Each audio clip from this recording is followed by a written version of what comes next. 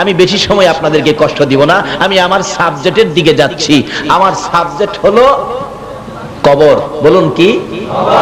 মৃত্যু এবং মৃত্যুর যন্ত্রণা এবং কবরের আযাব। মৃত্যুর যন্ত্রণা এবং কবরের আযাব। আসুন আমি আলোচনায় যাই, তার আগে মহব্বতে আর কয়েকবার দরুদ শরীফ পড়ুন, আলোচনায় ঢুকে যাই। আল্লাহুম্মা সাল্লি আলা সাইয়্যিদিনা মুহাম্মাদ ওয়া আলা আলি সাইয়্যিদিনা মুহাম্মাদ। আল্লাহুম্মা সাল্লি মাওলানা মুহাম্মদ ওয়া আলা আলি সাইয়্যিদিনা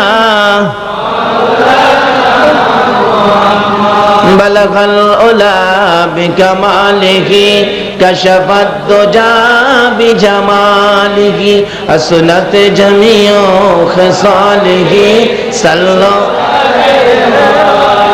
আসুন আমি পবিত্র কোরআন শরীফ থেকে সর্বপ্রথম তালাওয়াত করেছি কুল্লু নাফসিন যায়িকাতুল মাউত, কুল্লু নাফসিন যায়িকাতুল মাউত। কোরআন শরীফে আল্লাহ পাক আমাদের উদ্দেশ্যে ঘোষণা দিলেন, সকল প্রাণীর উদ্দেশ্যে, সকল প্রাণী একদিন মৃত্যুর কুলে ঢলে পড়তে হবে। আচ্ছা বলুন তো, আল্লাহর ঘোষণাটা কি ঠিক আছে? আমরা সকলের কি একদিন মরতে হবে? মরবেন না এমন কেউ আছেন? বললেও কোনো লাভ, বুঝে মনে মরতো না। কি কোন আপনাদের ধারণা কি? বসেও, কারণ এটা এমন একটা দেশ, এদেশে আসা যায়, থাকা। এই পৃথিবীটার সিস্টেম হলো মানুষ আসতে পারে, থাকতে কারণ থাকার ভিসা এদেশের কাউরে দেওয়া হয় নাই।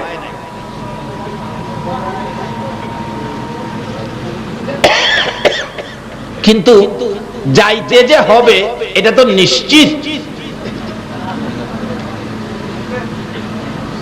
এখন সকল প্রাণীর ব্যাপারটা আমাদের চিন্তা করে লাভ নাই, আমরা নিজেদের ব্যাপার চিন্তা করি।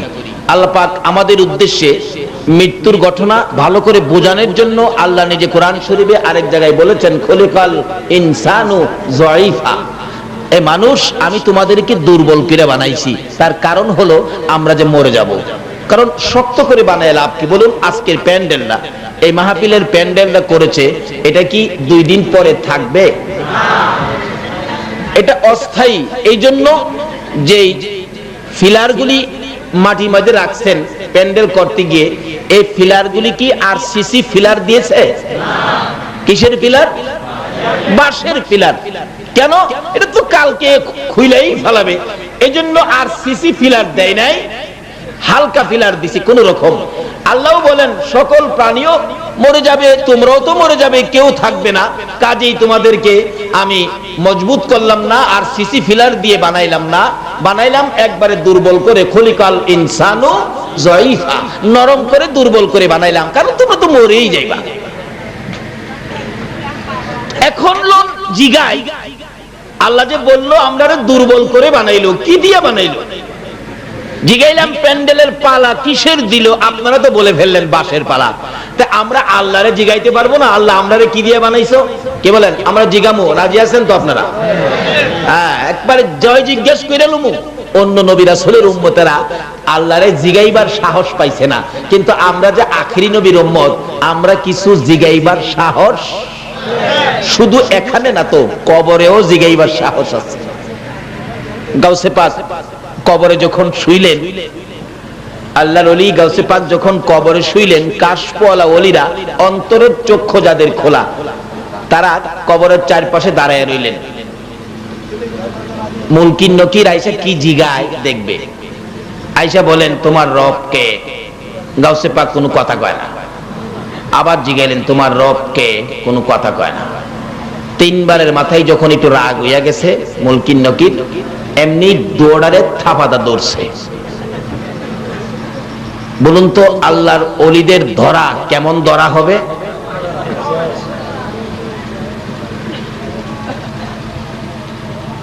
আমার পীর সাহেব কেবলা বলেন, বাবারে গাউসে পাকের দরবারের কুকুরের পাওয়ার জংলার বাঘের চেয়ে অনেক বেশি। গাউসে পাকের দরবারের কুকুরের পাওয়ার জংলার বাঘের চেয়ে, যে দরবারের কুকুরের পাওয়ার বাঘের চেয়ে বেশি হয়, এই দরবারের আল্লাহর বন্ধুর পাওয়ার কত হবে? ধরা পড়েন নাই তো? মুনকির নকিরে জিগায়েন গাউসে পাকের পাওয়ার কত। এমন ভাবে ধরার পরে বলতেছেন, কি ব্যাপার? কই তোমরা বারবার খালি কো আমার রবকে রবকে, যে রবের প্রেমে দেহটা জ্বালিয়ে দিলাম, আজকে আমার জিগাও রবকে। তোমাদের সালাম কালাম কই? কারণ যেই নবী সৃষ্টি না হইলে জগৎ সৃষ্টি হতো না, তোমরাও সৃষ্টি হতে না। এই নবীর উত্তম আদর্শ হলো আগে সালাম দেওয়া। বলুন আগে কি দেওয়া? আজকে সেই নবীর আদর্শটুকু আমাদের কাছে নাই। আজকে একটু লেখাপড়া শিখলে, বড় বড় হাফ প্যান্ট পরলেই, দাঁড়াইয়া প্রস্রাবের সাপ হইলেই ভদ্রতা বজায় রাখে, অফিস আদালতে গেলেই ডাক দেয় বস, গুড মর্নিং, গুড নাইট। তোমাদের লজ্জা থাকা উচিত মুসলমানের সন্তান। যারা তোমাদেরকে গুড মর্নিং গুড নাইট শিখাইছে, তারাই আজকে ইরাকের জমিনে এসে আমাদের মা বোনদেরকে ইজ্জত মারতেছে। যারা তোমাদেরকে গুড মর্নিং গুড নাইট শিখাইছে, তারাই মুসলমানদেরকে পাখির মতো গুলি করে করে মারতেছে। আজকে তাদের প্রতিশোধ নিতে গেলে মুখের তালা লাগাইতে হবে। তাদের আদর্শ আর আমরা ব্যবহার করব না। যেই নবীর আদর্শ গাউসে পাক কবরে গিয়েও ব্যবহার করে, আজকে সেই গাউসে পাকের স্মরণে শুধু মাহফিল করলেই চলবে না, এই আদর্শগুলো আমাদের মধ্যে আনতে হবে। রাজি আছেন না? পত্রিকায় মার্কিন বাহিনী দ্বারা নির্যাতিত, ইহুদি খ্রিস্টান দ্বারা নির্যাতিত আমাদের মা, আমাদের বোন, ইরাকের আবু গারিব কারাগার থেকে একটা মহিলা চিঠি লিখছে, চোখের পানি দিয়ে কাঁদতে কাঁদতে। চিঠিটা পত্রিকায় ছাপানো হয়েছে। বলতেছেন মহিলাটা, পৃথিবীতে কোনো মুসলমান নাই, কেন আমাদের খোঁজ খবর নাই না? আমরা ইহুদি খ্রিস্টান দ্বারা নির্যাতিত, যদি পারে কিছু করুক, না হয় দোয়া করুক, আমরা যেন মরে যাই। যারা আমাদের মা বোনদের ইজ্জত নষ্ট করছে, তাদের আদর্শ আমাদের কাছে। বলুন, যদি এই নবীর শাফায়াত পেতে চান, বিপদে যদি গাউসে পাককে পাশে পেতে চান, এই ইহুদি খ্রিস্টানদের আদর্শ গুড মর্নিং গুড নাইট আর আমরা ব্যবহার। কালকার থেকে আমাদের আমলে কি আসবে? সালাম। আগে কি আসবে? আল্লাহু আকবার। হযরত আলী রাদিয়াল্লাহু তাআলা আনহুর জীবনী খুললে পাবেন, হযরত আলী একদিন স্বপ্নে দেখে বিরাট বড় যেই বাগান, দেখা যায় না এত বড় ফুল ফলের বাগান, কিন্তু বাগানের মাঝখানে একটা স্বর্ণের আসন। আসনটা এত সুন্দর, পাশে একজন ব্যক্তি পাহারা দিচ্ছে আসনটাকে। হযরত আলী বলতেছেন, কিরে ভাই, তুমি এত বড় বেয়াকুব, এমন সুন্দর আসন কেউ নাই, কার জন্য পাহারা দিচ্ছ? তুমি তো বসতে পারো, বসো না। ওই লোকটা বলেন, আলী, আমি তো তোমাদের মতো কোনো মানুষ না, আমি হলো আল্লাহর ফেরেশতা। আল্লাহ নির্দেশ দিয়েছেন এই বেহেশতের বাগানের ভিতরে এই আসনটাকে পাহারা দাও। হযরত আলী বলেন, তাহলে এই আসনে বসবে কে? ফেরেশতা বলেন, আলী, এই আসনে ওই ব্যক্তি বলবে আখিরি নবীর উম্মতগণের মধ্যে যে আগে সালাম দেয়। এই আসনে ওই ব্যক্তি বসবে যে আগে সালাম দেয়। আমার নবী বলেছে, আমার উম্মতের মধ্যে ওই ব্যক্তি উত্তম হবে যে আগে সালাম দেয়। নবীর কথা ঠিক আছে কিনা বলুন তো? যদি নবীর কথা ঠিক থাকে, কালকে থেকে আগে সালাম দেওয়ার অভ্যাস করেন, তাহলে বিপদে রাসূলকে পাবেন, গাউসে পাককে পাবেন। কিছু বাড়িতে নেন বাবা, যে দেশে আসছেন, এ দেশের সিস্টেম হলো মানুষ আসতে পারে, থাকতে, কিন্তু কোটি কোটি টাকা রোজগার করতে পারে, যাওয়ার সময় 10টা পাই নিতে পারে না। কিভাবে নিবেন? নেওয়ার তো সিস্টেমই নাই। আমরা টাকা পয়সা রাখার জন্য জামা কাপড় বানাইলে বলুন টাকা পয়সা রাখার জন্য কি দেই? কয়না কয়না কি দেই? কি পকেট? পকেট। দেখবেন দর্জিকে না বললেও টাকা রাখার পকেট কি? এক বেচারা ছাত্র মানুষ এক বুড়া দর্জির কাছে জামা দিয়েছে শার্ট বানাইতে। বুড়া মানুষ বেচার চোখে কম দেখে, খেয়াল শক্তি কমে গেছে, রোজগার করার মতো কোনো ছেলে নাই, বিদায় নিজের পেটের দায়ে নিজেই বুড়া বয়সে কষ্ট করে। আপনাদের কষ্ট হবে না তো? একটা ঘন্টা সময় দিবেন না?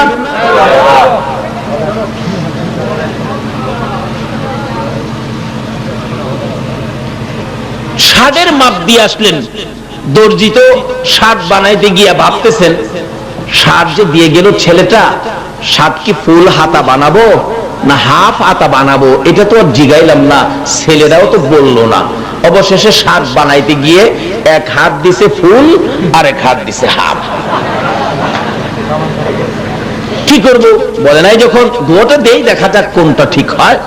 বানাইয়া হ্যাঙ্গারে ঝুলাই রাখছে শার্ট, একটা ছোট একটা বড় বাতাসে ঝুলে। ছাত্র তো শার্ট নিতে আইছে, চাচা আমার শার্ট হইছে? হ্যাঁ বাবা হইছে। কই? ওই যে। ওইটা কি শার্ট বানাইলেন? একটা হাত বড় আর একটা ছোট। বাবা তুমি তো বলো নাই কোন হাত দিব, বিদায় দুইটা দিছি, তোমার যেটা পছন্দ সেটা ফালাই দাও। ওই যে পকেট দিলেন না, টাকা পয়সা রাখবো কই? পকেট দিছি তো। পকেটের কথা না বললেও পকেট দেয় কিনা বলুন তো? আরে মাশাআল্লাহ, আমাদের দেশের দর্জিরা দেখবেন, আমাদের দেশের দর্জিরা পাঞ্জাবি বানাক, শার্ট বানাক, পকেট উপরে একটা দেয় আর একটা আসেনি? আসেনি? আমার এটা এই দেশের বানাল। হ্যাঁ এটাতে আছে আছে। আবার সৌদির বানানো পাঞ্জাবির মধ্যে নিচের পকেট পায় না, তাহলে বোঝা গেল সৌদিতে নিচের কাম করুন না। বলে হুজুর আমরা দেশও, হ্যাঁ আমরা দেশে আছে বিদায় দর্জিরে না। আমি আল্লাহর কসম করে কই নিচের পকেটের কথা আমি দর্জিরে কই নাই, আজকে জানি, আজকে হাত দিয়া দিয়ে আছে। এরপরেও কিন্তু টাকা পয়সা রাখা যায় না। কি গান? আমার বাস স্ট্যান্ডে একদিন এক বেচারা ভদ্রলোক মাথায় হাত দিয়া বসে রয়েছে। জিজ্ঞাসা বাবা কি ব্যাপার, মাথায় কি কোনো ব্যথা হইতেছে?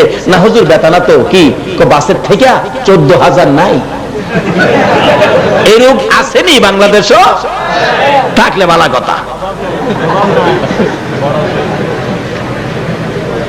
আখিরি নবীর উম্মত যদি হতে চান এই রোগ ছেড়ে দিতে হবে। কি বলেন ঠিক কিনা? আচ্ছা এই নবী পাওয়ার পরে আর কোন পাওয়ার দরকার আছে? আবু বকরের জীবনী খুলুন। আবু বকর নিজের ঘরে যা ছিল রে সব আমার নবীর জন্য বিলীন করে দেয়। একদিন আমার নবী মসজিদে নববীর বারিন্দায় গায়ের চাদর মুবারক বিছাইয়া ডাকতেছে, ও আমার আদরের সাহাবীরা, তোমরা আমাকে কে কি দিয়া খুশি করবা জানতে চাই। এমনি সাহাবীরা দৌড়ে বাড়িতে গেলেন, যা যা পাইছে সব নিয়ে দৌড়। বিবি জিগাই, স্বামী গো পাগলামি করতেছো কেন? ও বিবি তুমি কি খবর পাও নাই রাসূলকে খুশি করতে হবে বিদায়? পাইয়া দৌড় দিলাম। কি আনছো? ইয়া রাসূলুল্লাহ ঘরে যা ছিল অর্ধেক রাখলাম, অর্ধেক নিয়ে আসলাম। তুমি কি আনছো? হুজুর 4 ভাগের 3 ভাগ রাখলাম, 1 ভাগ নিয়ে আসলাম। তুমি কি আনছো? হুজুর 4 ভাগের 3 ভাগ নিয়ে আসছি, 1 ভাগ রাখছি। সকলের পরে আসবে আবু বকর। আমার রাসূল বলেন দেখি রে আমার আবু বকর কি আনবে? আবু বকর বলেন ঘরের ভিতরে যাইয়া রুমালটা বিছাইয়া তালাশ করি, ঘরে কিছুই নাই, নবীর প্রেমে সব বিলীন করে দিয়েছি। অবশেষে পাইলেন একটা ছোট্ট গ্লাস, নিমকদানি, তরকারির চামিচ, 4 কাপ, 4 পিরিচ, এগুলি গাঠুরি বানতেছে। আবু বকরের বিবি দৌড়ে এসে সামনে দাঁড়াইয়া দেখে, স্বামী শুনেছি রাসূল বলে গায়ের চাদর মুবারক বিছাইয়া সাহায্যের হাত বাড়াইছে। হ্যাঁ বিবি তাই তো করেছে। স্বামী গো মদিনার মহিলারা বলে কানের অলংকার, গলার হার খুলে খুলে নবীর রুমালে দিয়েছে। স্বামী আমার মন চায় নবীর রুমালে কিছু দিতে, তুমি সব প্যাকেট করে ফেলেছো। একটা গ্লাস নিলাম হাতে, স্বামী গো এই গ্লাসটা আমার নামে নবীর রুমালে দিও। আবু বকর বলেন বিবি আমি তো সব আমি দেব বলে নিয়ত করে প্যাকেট করে ফেলেছি, এখান থেকে আর কাউরে দিতে রাজি না। আবু বকরের বিবি বলেন, স্বামী গো, তাহলে একটু সময় দাঁড়াও, আমি নবীকে খুশি করব, আমি নবীর ভালোবাসা দেখাবো। কি করবি? আবু বকর বলেন, আমি যখন দাঁড়াইলাম, আমার বিবি বিছানার থেকে খেজুর পাতার চাটাই টাইনা বাহির করে খেজুর পাতার চাটাই পরনে লাগাইয়া পরনের কাপড় টাইনা খুলতেছে। আল্লাহু আকবার বলো। আবু বকর বলেন, বিবি খেজুর পাতার পোশাক পরে কি করতেছো বলো না, আমি শুনি। স্বামী, খেজুর পাতার চাটাই পরনে লাগাইয়া আমি পরনের কাপড় খুলতেছি, নবীর রুমালে দান করে দিব। আবু বকর দুইটা চোখের পানি ছেড়ে দিলেন। রে বিবি, তোমার কি মন চায় পরনের কাপড় খুলে আমার নবীর দেওয়ার জন্য? আবু বকরের বিবি একটা চিৎকার মারছে, স্বামী গো, শুধু পরনের কাপড় নয় গো স্বামী, আমার কি মন চায় কলিজাটা খুইলা নবীর রুমালে দিতে। আমার আল্লাহ বলেন, রে ফেরেশতারা শুন, আমার বন্ধুর জন্য আবু বকরের বিবি কত পাগল হয়ে গেছে। এবার পরনের কাপড় খুলে দিলে গাটুরি বানাইয়া আবু বকর ঘরে যা ছিল কিছুই নাই, সব নিয়ে আমার নবীর সামনে হাজির। আমার নবী বলেন, আবু বকর কি আনছো? আমার আবু বকর কি আনছো? আবু বকর বলেন, হুজুর ঘরে যা ছিল সব নিয়ে আসছি, কিছুই রাখো নাই। আবু বকর বলেন, আল্লাহর নবী গো, রাখছি গো, আল্লাহ আর আল্লাহর রাসূলকে ঘরে রাইখা আমি সব বিলীন করে দিয়েছি। নবী বলেন, আবু বকর এই পুরান কাপড়, এমনি জিবরাইল খেজুর পাতার পোশাক পরে নবীর সামনে হাজির। ইয়া রাসূলুল্লাহ, আল্লাহর সালাম গ্রহণ করুন। আমি জিবরাইলের সালাম গ্রহণ করুন। রাসূল বলে, রে সালাম যে গ্রহণ করব, তোমার বেহেশতি পোশাক কোথায়? তুমি কি খেজুর পাতার পোশাক পরছো? জিবরাইল বলেন, হুজুর শুধু আমি না, আরো গ্রহণকারী ফেরেশতা সহ জান্নাতের হুরিরা সহ আজকে খেজুর পাতার পোশাক। ইয়া রাসূলুল্লাহ, এই যে পুরান কাপড় দেখতেছেন, আবু বকরের বিবি আপনি নবীর ভালোবাসায় খেজুর পাতার পোশাক পরনে লাগাইয়া পরনের কাপড়টা খুলে আপনার জন্য দান করে দিয়েছে। যে আবু বকরের বিবি আপনার ভালোবাসায় খেজুর পাতার পোশাক লাগাইয়া পরনের কাপড় দান করেছে, ওই আবু বকরের বিবির ভালোবাসার পুরস্কার আবু বকরের বিবির ইজ্জত রাখতে যাইয়া আজকে আমি জিবরাইল সহ আরশ বহনকারী ফেরেশতা সহ আল্লাহর বন্ধু গো, জান্নাতের হুরবালারা সহ সবাইকে আজকে আবু বকরের বিবির সম্মানে খেজুর পাতার পোশাক পরাইছে। এই নবীর ভালোবাসায় লাভ হয় না লস হয়? আজকে সেই নবীর আদর্শ আমাদের মধ্যে নাই। তাই বলতেছিলাম, আসুন এই নবীর আদর্শ আল্লাহর ওলিরা শিক্ষা দিয়েছে। কাজী কবরে তো যাবেন, কবরে কিভাবে গেলে কবরটা শান্তিময় হবে এটা বোঝার জন্য অল্প সময় আমি আলোচনা করব, আপনাদের কষ্ট হবে না তো? ছেলেটা কয়, চাচা 60 হাত একটা ছোট একটা বড় দিলেন, টাকা পয়সা রাখবো কই, পকেট দিলেন না? মুরব্বী কই, বাবারে পকেট তো দিছি, কই সামনে তো পকেট দেখি না। আমার তো খেয়াল আই রে বাবা, পকেট দিছি। ওই ছাত্রটা জামাটা নামায়া দেখে পকেট তো দিছে ঠিক, কিন্তু পকেট সামনে না লাগায়া পিঠের মধ্যে লাগাইছে। তো যাই হোক, পিঠে হোক আর পেটে হোক, পকেট লাগাইছে। তো আমি আপনাদের কাছে প্রশ্ন, যেই কাপড়টা শেষ বিদায়ে পরবেন, যেটার নাম হলো কাফন, ওই কাফনটা যেদিন আপনাকে আমাকে পরাবে, বলুন তো পিঠেই হোক আর পেটেই হোক কোন পকেটের ব্যবস্থা কি হবে? 10টা টাকা নেওয়ার মতো কোন পকেটের সিস্টেম কি হবে? একেবারে সোজা 10টা পাই নেওয়ার কোন পকেট। তাই যে দেশে আসি, সিস্টেম হলো আসা যায়, থাকা রোজগার করে কোটি কোটি টাকার মালিক হওয়া যায়, যাওয়ার সময় 10টা পাই নেওয়া যায়। তাই সে কবরে যাইবার আগে কি করতে হবে, আসুন আগে বাড়ি। তাই বলতেছিলাম, আমরা যে নবীর উম্মত, আমরা কাজ কাম যা করি জিগায়া জিগায়া করব। কি বলেন? আমরা যে মরে যাব, আমরা যে দুর্বল করে বানাইলেন, খিদে দুর্বল করে বানাইছেন, জিগান দরকার আছে না? আপনারা জিগাইছি, বাঁশের পালা দিছে, চটকিরা বলে ফেলছেন। আল্লাহরও আমরা জিগামু, অন্য নবী রাসূলের উম্মতেরা জিগাইতে পারতো না, এদের সাহস নাই, কিন্তু আমরা পারি। দুনিয়াতেও পারবো, কবরে গিয়াও। তাই বলছিলাম, গাউসে পাক খবরে গিয়া দুইটারে ধরছে, ধরা সালাম কালাম কই, কি জিজ্ঞাসে? কারণ এই নবীর উম্মতের মধ্যে উত্তম উম্মত হবে কে? যে আগে তোরা সালাম কালাম কই। দুই ফেরেশতা কয়, হুজুর আমরা তো ফেরেশতা, আমরা তো কোনোদিন সালাম দিছি না, এমনি দৌড়ারে আরো চাপায়া ধরতেছে, তোরা ফেরেশতা, তোরা তো খুঁজতাছি। সুবহানাল্লাহ কইতেন না? বলবেন হুজুর গাউসে পাক ফেরেশতারা কেন খুঁজে? খোঁজার কারণ হইল দুইটারে ধরছে, হুজুর কি লেগে খুঁজতেছেন? কই তোরা বলে আমার বাবা আদি পিতা আদম নবীরে বানানোর সময় তোরা বলে নিষেধ দিসলি। সুবহানাল্লাহ কইতেন না?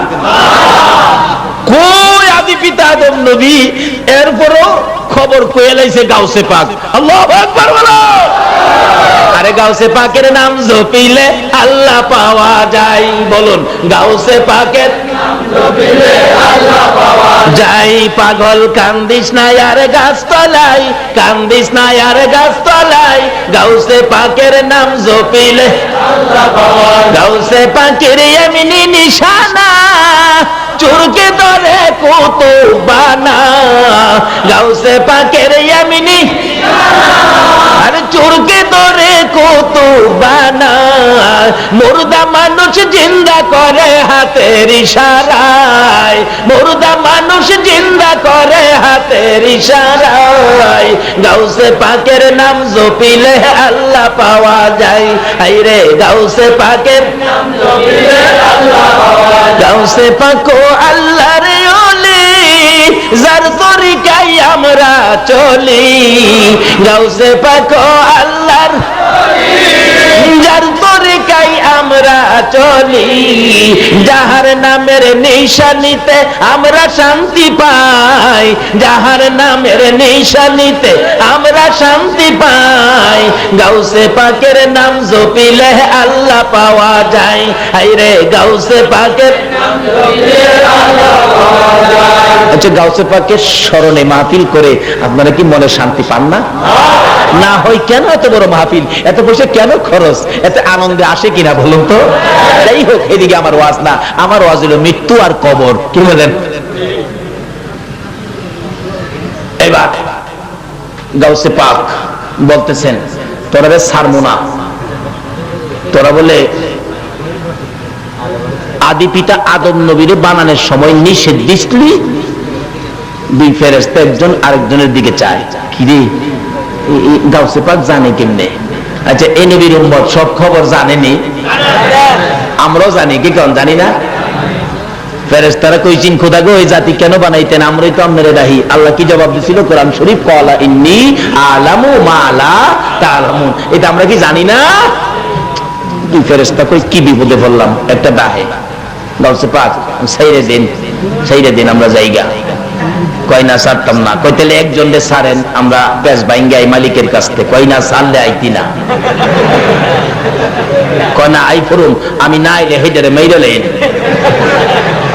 একটা কয় খুদা গো কি পেছো বললাম, দর্শে ছাড়ে না। আল্লাহ কয় সকল জায়গাত মাতবুরি করিস না। যে নবীর উম্মত কবরে গিয়া ওই এই খেলা খেলতারে, আমরা কি আল্লাহর দুইটা কথা জিগাইতাম না? হন আপনারা আমার লগে থাকলে ভারুম, একা পারতাম না, থাকবেন নি আমার লগে? না বাড়ির যাইবেন গা? কেটা কেটা যাইবেন গা? একটু হাত তুলে দেখাইছে, দু তিনজন তুলছে। আসলে বুঝে নাই ঠিক আছে, এর লেগে এত অপরাধ হইছে না। তবে ফেরেশতারা কইতেছে খোদা গো এত বড় বরকতের মাহফিল তুই আর বল দুইজন হাত তুলছে বাড়ির যাবো গা, এটা কি বেজাল লিখবো? আল্লাহ কয় চুপ, কি এর বেজাল লিখতি?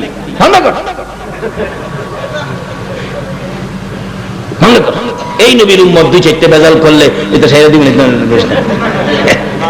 বাস্তবে আসুন, একটা দুলা জামাই আপনাদের এলাকায় যদি আসে, সাথে মেহমান আছে 500, আচ্ছা 500 মেহমানের মধ্যে একটা মেহমান যদি দুইটা গ্লাস ভাঙ্গেলা, এরকম হয় না অনেক সময়, দুইটা গ্লাস ভাঙ্গেলেছে, মেয়ের পক্ষের লোকেরা কয় মেয়ের বাবারে চাচা এই পোলাপান গরম আইসাই 2 গ্লাস ভাঙ্গেলেছে, এখানে কি সাইদারি করবো, আমরা সাইদারি করে এখানে খাওয়াবো না, রাগ উঠে দেবো আমরা। মেয়ের বাবা কয় দেখ কথা কইস না, এরা কার সাথে আইছে জানস?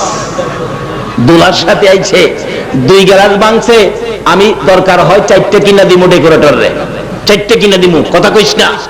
আরে একটা জামাই তার সাথে 500 মেহমান আসে, এক জামাইয়ের উসিলায় একটু আয়োজন হয়েছে। একটা সাধারণ জামাইয়ের উসিলায় একটু আয়োজন, 2টা গ্লাস বাংলে মেয়ের বাবা যদি 5টা গ্লাস কিনা দিতে রাজি হয়, যে নবীর উসিলায় কুল কায়নাত বানাইছে, এই নবীর উম্মত একটু ভুল করলে আমার আল্লাহ কি সাইরা দিতে পারে না? নারে তাকবীর, নারে রিসালাত, নারে গাউসিয়া। আসুন বাবারা, ভাইরা, আগে বাড়ি, মরতে যে হবে এটা নিশ্চিত। আল্লাহ কয় কি ইস্যুতে তোরারে আটকাইছে? আচ্ছা, আল্লাহ জানে না? ফেরেশতারা কয় কোথা গো? আগে বলে সালাম দিছিলাম না, সালাম দিবার লাগিয়া। আল্লাহ কত ঠিকই তো, আমার নবীর উত্তম আদর্শ আগে কি করা। তাই হযরত আলী রাদিয়াল্লাহু তাআলা বলেন, এই বাগানের এই আসনটা কে পাবে? ফেরেশতা কয় যে আগে সালাম দেয় সে পাবে। সকালবেলা ঘুম থেকে উঠে আবু বকরের সাথে দেখা হযরত আলী রাদিয়াল্লাহু তাআলা। অন্যদিন হযরত আলী আবু বকরকে সালাম দিয়ে দিতেন, কিন্তু আজকে আবু বকরকে সালাম দিলেন না হযরত আলী।